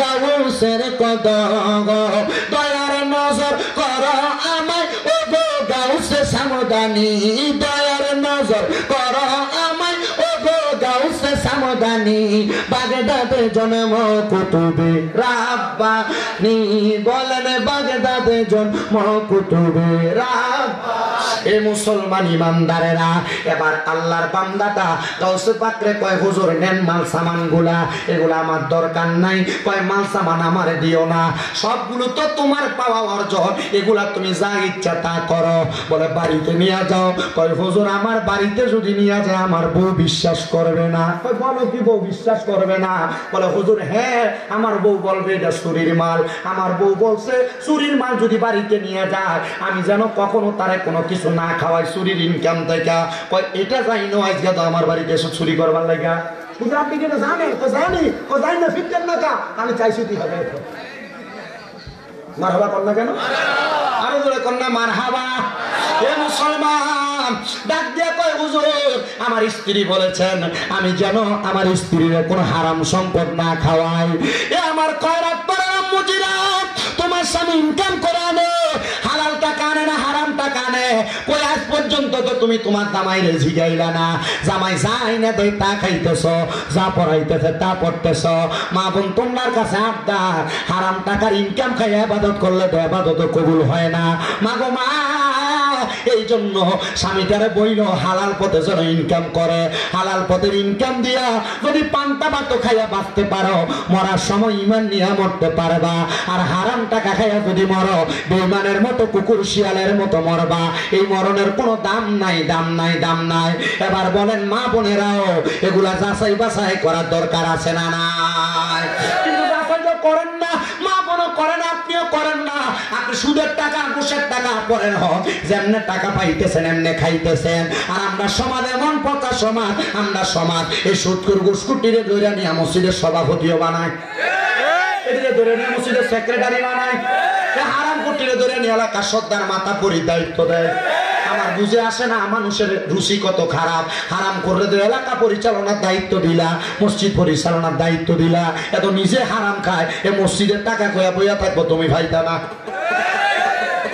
ইমাদের না কেন আছে না না আল্লাহ হাদিস সাল্লাল্লাহু তিরমিজি শরীফের 2211 নম্বর হাদিস নবী কয় কিয়ামতের আগে এমন অবস্থা হইব সমাজের মানুষ নিকৃষ্ট নিকৃষ্ট ব্যক্তিরা নেতা বানায় দিয়ে বসে থাকবে সমাজ পরিচালনার দায়িত্ব দিয়ে বসে থাকবো দেখেন আমরা রেডি বানায় রাখছি বাস্তব না বাস্তব আল্লাহ বুঝার তৌফিক দান করুন আমিন কর মা বলে না আপনি চাইলে আপনার স্বামী হালাল ইনকাম করবে সুদের টাকা দিয়ে দামি জামা পরার চাইতে বছরে একটা করবেন অসুবিধা নাই তো বছরে একটা করবেন আর মা বোনদের চাহিদা বেশির কারণে অনেক সময় অনেক বেড়া হারাম পথে পা মারা কথা বলে কেন ঠিক না বেটে চাহিদা প্রকাশ করেন আমার আজকে একটা 3 পিস দিচ্ছেন আরেকজন একটা করছে এটার মতো আমার একটা লাগবো তখন আপনার স্বামী হারাম পথে ইনকাম করে মা আল্লাহর আপনার কাছে আবদার হারাম দিয়ে গায়ে সৌন্দর্য সাজায়েন না কবরে গেলে আগুনের পোশাক পরা লাগবে যদি কবরে গেলে জান্নাতের পোশাক পরতে চান স্বামী কোন পথে ইনকাম করে আমি এটাও দেখেন আল্লাহ বুঝার তৌফিক দিয়ে আমিন করেন আমাদের মহিলারা এমন না আর আমরা বেডাইত মানুষ তো মাশাআল্লাহ বউরে বড় ডরায় ঠিক হাদিস শরীফ বলছে তিরমিজি শরীফের এই হাদিসের 3 নাম্বার কারণ কিয়ামতের আলামতে নবীজি বলছে যে ঘরের ভিতরে দেখবা স্বামী তার স্ত্রীরে মাইনা চলে মনে করবা এই ব্যক্তিদেরকে কঠিন আযাব গজব পাকড়াও করবে আছে না বহুত ঘরের ভিতরে জামাই কোনো কথা কইতে লাগলে বলতো এই তুমি চুপ থাকো আছে না না কথা কেন আছে না না বাজার করেন না কেন? বেডি মোটামুটি গরুর বাজার পুরোটা কিনে লয়েছে। হ্যাঁ আছে মা বোনেরা মনে রাখেন, এই স্বামীর উপর দিয়ে কথা বলেন, জান্নাত না জাহান্নাম হইল। মা শোনেন, আরে আপনি বউ কন্ট্রোল করতে পারেন, এটা স্বাভাবিক, অস্বাভাবিক কিছু না। আল্লাহর এক বন্ধু, ওনার নাম আল্লামা শেখ সাদী রহমতুল্লাহ আলাইহি, নাম শুনছেন? আল্লামা শেখ সাদী রহমতুল্লাহ আলাইহি বলে, ও জগতের মানুষ শোনো, বউ কেমন জিনিস একটু শুনিয়া না। আপনার কষ্ট আছে কোনো? আমি যদি একটু সময় আর একটু কথা বলি অসুবিধা হবে? আল্লামা শেখ সাদী বলে, আমি আমার এক ছাত্ররে পড়াইতেছি, তো সকাল থেকে দুপুর পর্যন্ত পড়াইছি। উনি বলে পড়ানোর পরে আমার ছাত্রটা যখন দুপুর হয়ে গেছে চলে যাবে, আমি তার কইলাম বাবা যাইস না, আমার ঘরে একটু খাবার দাবার খাইয়া তারপরে যা। আল্লামা শেখ সাদী রহমতুল্লাহ আলাইহি ছাত্রর এই কথা বলে, বাবা এই বড় ভাই কথা বললেন না, ভাই না ভাই আল্লাহ কথা বললেন। আল্লামা শেখ সাদী রহমতুল্লাহ আলাইহি উনি ওই ছেলেটাকে বসা দিয়ে ঘরে প্রবেশ করছে, স্ত্রী কি রান্না করছে নিয়ে আসবে, ছাত্রকে খাওয়াবেন। ভিতরে যা দেখতেছে এখন মানুষ সিলভারের পাতিলে রান্না করে, আগে কিন্তু মাটির পাতিলাতে রান্না করতো। উনি দেখেন চাউল গুলার মধ্যে পানি দিয়া স্ত্রী ফালাইয়া রাখছেন। আল্লামা শেখ সাদী রহমতুল্লাহ আলাইহি তিনি বলেন, আমি দেখলাম সবজিগুলা কাইটা পানি দিয়া উনি ডেকসির মধ্যে ফালাইয়া রাখছেন। এমন অবস্থা আমি দেখলাম, আমি স্ত্রীকে বললাম এখনো পাক হয় নাই, রাগান্বিত সুরে, এখনো পাক হয় নাই, কি রান্না করেছেন? বলে না রান্না করি নাই, লাকড়ি তো আইনা দেয় নাই, রান্না করবো কি? বলে লাকড়ি কি জোগাড় করা যায় না? আল্লামা শেখ সাদী একটু রাগান্বিত হইয়া বলছেন, তো বউ মানুষ মহিলা মানুষ, আল্লাহ এদেরকে আদম আলাইহিস সালাতু ওয়াস সালামের বাম পাজরে বাঁকা হাত দিয়ে বানাইছে, আর একটু ঘাউরা মানুষ, ঘাট তেরা। আল্লামা শেখ সাদীর বউ একটু রাগান্বিত হইয়া একটা ডেকসিরের হাতে নিয়ে আল্লামা শেখ সাদীর মাথার ভিতরে এমন ভাবে বাড়ি মারছে। বাড়ি মারার সাথে সাথে ডেগের তরকারি পানিগুলা পড়লা, ডেগের কাঁচাটা আল্লামা শেখ সাদীর কাঁধের মধ্যে ফুলের মালা যেমন থাকে এমন মালার মতো হয়ে গেছে। আমরা বেড়া মানুষ হইলে বউরে নগদ একটা শতকরা মারতো না, অথবা মা বাবার নাম তুলে গালি দিত, সাবধান। নবীজি বলেন, তোমরা তোমাদের স্ত্রীদের গালের মধ্যে আঘাত করবা না, কারণ তারা তোমাদের জন্য মেহমান। আর নবী বলেন, তোমরা তোমাদের স্ত্রীর মা বাবার নাম তুলে গালি দিবা না। নবীজি কেন?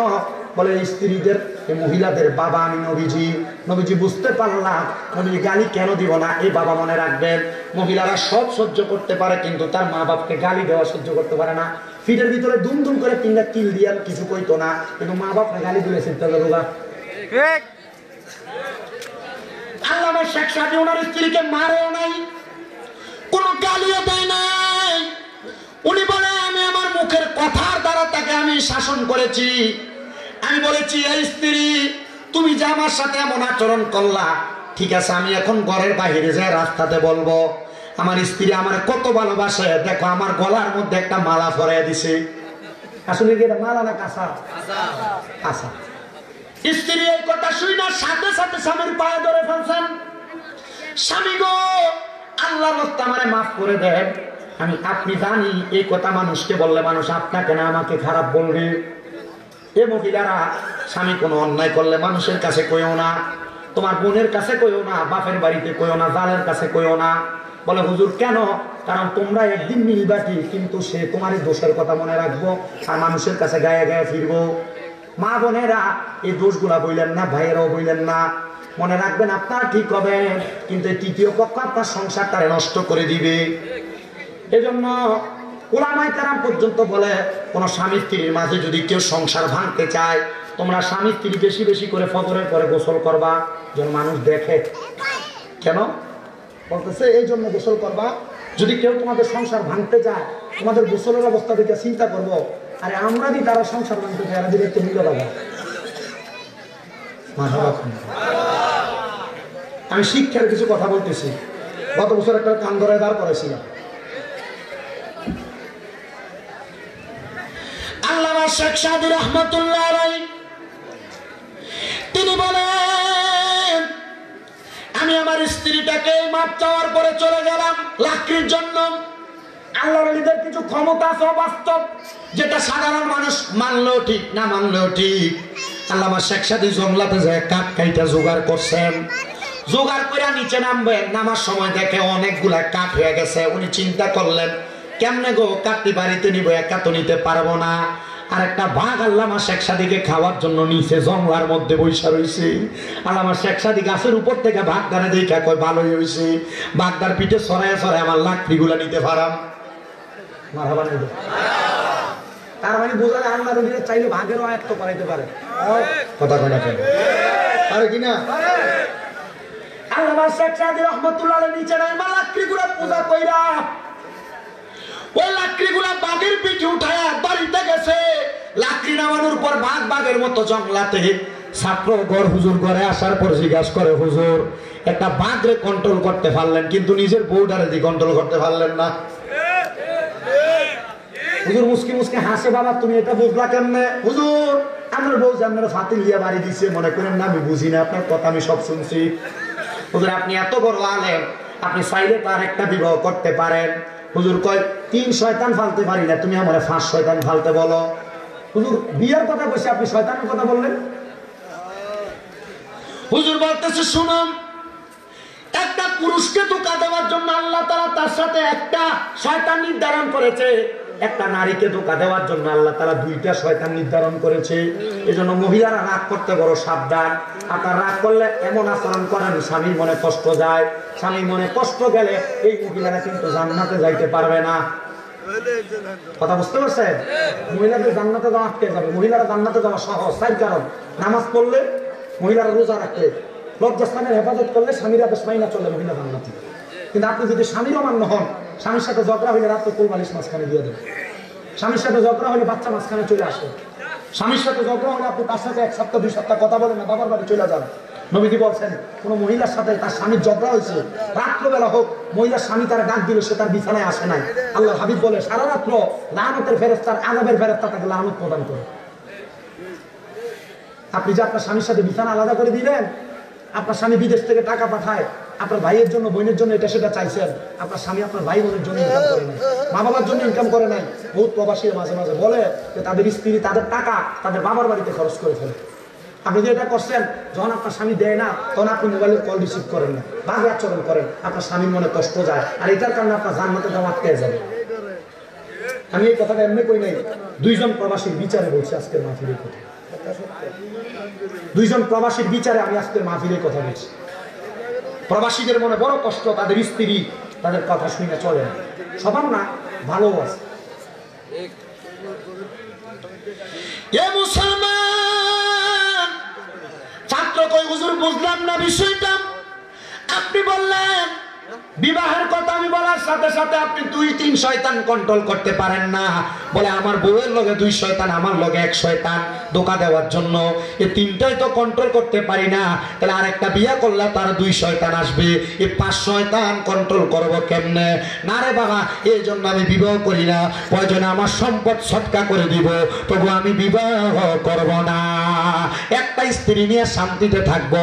বাবা মনে রাখো, একটা বউ যদি কোনো রকম কাবজাব করে কিছু কইও না, কারণ মহিলা মানুষ আল্লাহ তাআলা এদেরকে বানাইছে বাঁকা হাড্ডি দিয়া, এরা কাবজাব করব তবু সহ্য করে নিও, দেখবা আবার এক সময় তুমি যখন কথা বলো না এটা এমনি ঠিক হয়ে গেছে গা, ঠিক কিনা? আল্লাহ বোঝার তৌফিক দান করুক। কিন্তু আমরা বেড়া মানুষের স্বভাব একটু অন্যরকম, আমরা কিছু থেকে কিছু বলে তাদেরকে আঘাত করি। ও মুসলমান ইমানদার, আগের যে কথা ছিলাম গৌসে পাকের ওই মুরিদ, সে বলে আমি আমার সব সম্পদ দান করে দিছি, আমার বউরে দেখাই নাই। এবার ওই ব্যক্তি ইন্তেকালের পরে গৌসে পাকের এক মুরিদ স্বপ্ন দেখতেছে, সে ব্যক্তি মারা যাওয়ার পর সুন্দর নুরানি পোশাক পরা জান্নাতের মধ্যে ঘোরাফেরা করতেছে। তারা জিজ্ঞাসা, সুন্দর নুরানি পোশাক পাইলা কই? বলে আমি আমার সম্পদগুলো দান করে দেওয়ার কারণে আল্লাহ তাআলা আমার কবরের মধ্যে সুন্দর নুরানি পোশাক দান করেছে। এ মুসলমান, আজকের মাহফিলটা এই কয়রাত পাড়ার মানুষ 44তম মাহফিল করে। আমি একটু পরে একটু মুনাজাত করে আপনাদেরকে নিয়ে দোয়া করব, আল্লাহ যেন আপনাদের মা বাবারেও মাফ করে দেয়। আমি জানি না রে কোন সন্তান জানি তাদের মা বাপরে মাটি দিয়া আজকের মাহফিলের মধ্যে বসেছে। পর্দার অন্তরালে কত মহিলারা তাদের মা বাপরে মাটি দিয়া আজকের মাহফিল শুনতেছে। এ আম্মুজিরা মা বাপরে বড় ভালোবাসো, আম্মা আব্বা কবরে, ওই আম্মা আব্বার কবরের খবর তুমি জানো না, মনে রাখো আম্মা আব্বা যদি কবরে থাকে এদের জন্য যদি তুমি রব্বির হামহুমা কামা রব্বায়ানি সগীরা বইলা চোখের মণিকোটার মধ্যে একটা মাছের মাথা পরিমাণ পানি ছাইরা কান্দ, ওই পানি মাটিতে পড়ার আগে আমার আল্লাহ তাআলা তোমার মা বাবার জীবনের গুনাহ মাফ করে দিবে। ওরে সারো 3 হাত গর্তে ফেলো, কেমন করে আইলা চলো, তোমার বাড়ি আইতে দেরি হইলে যেই মা ঘুমাইতো না, ওই কবর দেশে মায়ের পাশে একটু রইলি না রে, কবর দেশের খবর লইলি না।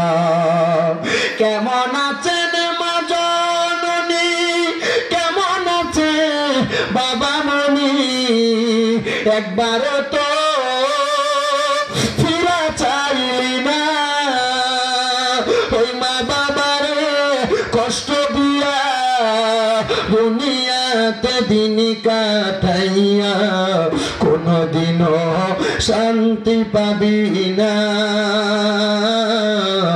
আরে কবর দেশে খবর লইলি না। এ সন্তানের দল, হে নবীর উম্মতের দল, তোমার মা বাবা তোমারে বড় কষ্ট করে মানুষ করে দিয়ে গেছে, কিন্তু এই মা বাবা দুনিয়ার জমিনে নাই, অন্ধকার কবরে তুমি কোনো খেদমত করতে পারো না। অনেক সন্তানের মা বাবা বেঁচে আছে কিন্তু পারিবারিক দ্বন্দ্বের কারণে মা বাপরে বাদ দেয় না, মা বাপরে জুদা করে দেয়, মা বাপরে আলাদা করে দেয়, মা বাপরে তারা সুন্দর করে খানা দানা খাওয়ায় না। এই সন্তানের দল তোমাদের পায়ে হাত দিয়া বলি, ওই আম্মা আব্বা যদি অন্ধকার কবরে না থাইকা বেঁচে থাকে, ওই রত্নটা বাইচা থাকলে মা বাপের মতো রত্নরে যত্ন করো। মনে রাখবারে এই মা বাবার মতো রত্নটারে যত্ন করলে আমার আল্লাহ তাআলা তোমার অসংখ্য নিয়ামত অসংখ্য বরকত দান করব। কিন্তু অনেক সন্তান এই মাহফিলে বসতে হুজুর আমি আমার মা বাপরে বাদ দেই না, ঘরের ঝগড়ার কারণে বউ কথার কথাই বলছে তোমার মা বাপরে তুমি একা কেন খাওয়াও, আরো 2-3 ভাই আছে তারা দি খাওয়ায় না, তুমি একা খাওয়াও। এই কথা শুই না মা বাপরে জুদা আলাদা করে দিছ। দে পুত্র পাও আমার সামনে দে, আমি আমার দিব্যাটা দিয়া তোর পাওটা পরিষ্কার করে দিমু। ওয়াদা কর এখান থেকে বাড়িতে যায় মা বাবার পাউডির মধ্যে ধরবি, তোরা কবি মা ও আব্বা জান আল্লাহর রাস্তায় আমি সন্তানদের মাফ করে দেন। যতক্ষণ পর্যন্ত তোমার মা বাবা মুখ দিয়ে বলছে মাফ করে দিছি, ততক্ষণ পর্যন্ত মা বাবার পাও চাইরো না, কারণ মা বাবা মাফ না করলে আমার আল্লাহ তোমারে মাফ করতো না, মা বাবা ক্ষমা না করলে আল্লাহ তোমারে ক্ষমা করতো না। কিন্তু অনেকে চিন্তা করে হুজুর আমি মাপ চামু দূরের কথা, আমি তো 2 ঈদে মা বাবার পাশ হইয়া সালামি করি না, আমি কেমনে মাপ চামু? আমি বলবো রে সন্তান তুমি মাপ চাও না ঠিক আছে, তোমার কথা সত্য, মা বাবার পাশ হইয়া মাপ চাইলে আল্লাহ তাআলা তোমার দাম কমাইতো না, বাড়াইয়া দিব। আম্মা আব্বার পাশ হইলে তোমার সম্মান বাড়াইয়া দিব। বলে হুজুর যাদের বাড়িতে আব্বা আছে তারা বাড়িতে যাইয়া বাবার পায়ে ধরে মাপ চাইব, আমার তো আব্বা নাই, আমি কার পায়ে ধরে মাপ চাইব? হুজুর যাদের বাড়িতে মা আছে তারা বাড়িতে যাইয়া মার পায়ে ধরে মাপ চাইব, আমার মা নাই আমি কার পায়ে ধরে মাপ চাইব? আমার বাবা নাই আমি কার পায়ে ধরে মাপ চাইব? সন্তান চিন্তা করবা না, মা বাপ যদি কবরে থাকে আমার আল্লাহ তাআলা এই দুয়ার বরকতে একটু পরে মুনাজাত হবে, চোখের মণিকোটায় একটা মাছের মাথা পরিমাণ পানি চাইরা কান্না করলে ওই পানি মাটিতে পড়ার আগে আমার আল্লাহ তোমার মা বাবার জীবনের গুনাহ মাফ করে দিবে। সন্তান মা কবরে বাবা কবরে কি দোয়া করবা তুমি জানো না, তবে আজকের মাহফিলটা প্রতি বছরই হয়, আগামী বছরও হবে। আমার আগে মাওলানা বেলায়েত হোসেন জালালী সাহেব কালেকশন করছে, আমি শুধু অল্প কয়েকটা মানুষ চাইবো, বলে হুজুর আগামী বছর তাবারুক হবে, আমি একটা বস্তা চাউল আমার মারে ভালোবাসাই মাহফিলে দান করবো। ও হুজুর আমি আমার আব্বারে মোহাব্বত কইয়া একটা ছাগল দান করবো মাহফিলে তাবারুকের জন্য। হুজুর আমি 10,000 টাকা দান করবো আমার মারে ভালোবাসা, আমি 5,000 টাকা দান করবো আমার আব্বারে ভালোবাসা। সন্তান মা বাপ বাইচা থাকলে যদি একটা কেজি আপেল কিনা খাওয়াইতা, মাসে যদি 1,000 টাকার ফল কিনা খাওয়াইতা, 12 মাসে 12,000 টাকা খরচ হইতো। নাই তোমার মা নাই তোমার বাবা খাওয়াইতে পারো না, একজন সন্তান শুধু হাত বাড়াইবা, হুজুর আমার মা বাবার জন্য দোয়া চাই, আমি 10,000 টাকা দিব, আমি 5,000 টাকা দিব। একজন সন্তান হাত বাড়াইবেন, একজন। হুজুর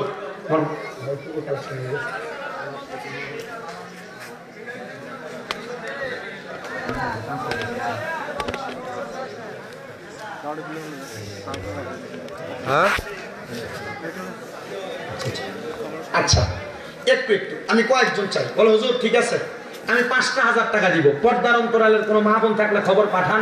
আম্মা আপনার মনে রাখেন আপনার আম্মা আব্বা আপনার জায়গা জমি দিয়ে গেছে, যদি না দিয়ে যাইতো, যদি আপনি ভাড়া থাকতেন, ভাড়া মাসে যদি 5,000 টাকা করে ভাড়া দিতেন, তাহলে 12 মাসে কি 60,000 টাকা ভাড়া লাগতো না? বলো হুজুর আমি 60,000 টাকা তো মা বাবার পেছনে খরচ করতে পারতাম না, আমি 5,000 টাকা আমার মা বাবার মহব্বত করে মাহফিলে আগামী বছর দেন।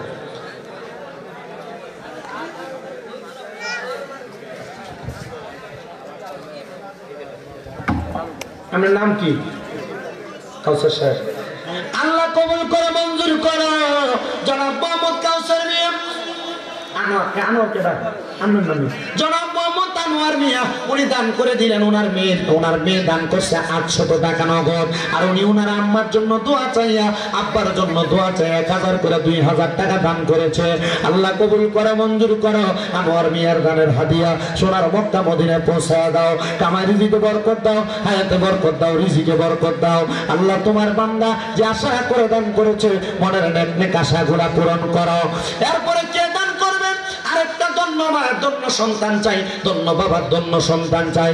2,000 করে টাকা দান করবে, বলে হুজুর আমার মারে আমি ভালোবাসি, আমার বাবারে আমি মোহাব্বত করি, আমি 2,000 টাকা আমার মা বাপরে মোহাব্বত করে দান করব। আছেন নাকি কোন সন্তান দান করবেন 2,000 টাকা? কয়েকজন সন্তান চাই, 1 বস্তা করে চাল দিবেন তাবারুকের জন্য আগামী বছর। একটু খবর পাঠিয়ে দিবেন মা বোনেরা, একটু খবর পাঠিয়ে দিবেন যুবকেরা। আপনারা বলবেন 2,000 করে দেওয়ার মতো আছেন নাকি কেউ?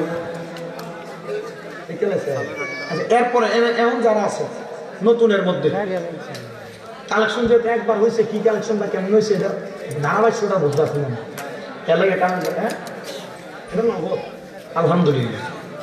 এরপরে আর কয়েকজন মানুষ বলে হুজুর আমি 2,000 টাকা দিব আগামী বছর। আব্বা মনে রাখেন আপনি আগামী বছর বাঁচবেন কিনা এটার গ্যারান্টি নেই, নিয়ত করেন। নিয়াতুল মুমিনিন খায়রুম মিন আমালি, মুমিনের নিয়ত তার আমলের চাইতে উত্তম।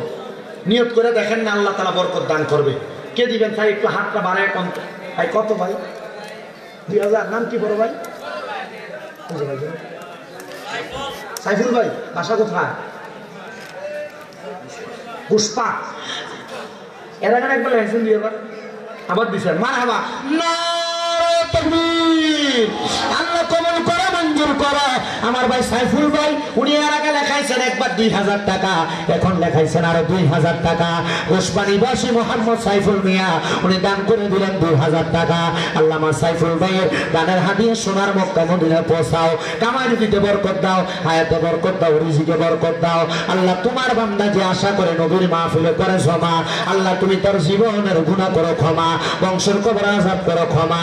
এরপরে কে দান করবে? 2,000 টাকা করে। আর কয়েকটা মানুষ চায় হুজুর আমার মা নাই, মা বাপ থাকলে খাওয়াইতাম, আব্বা মনে রাখবা, আম্মা আব্বার যদি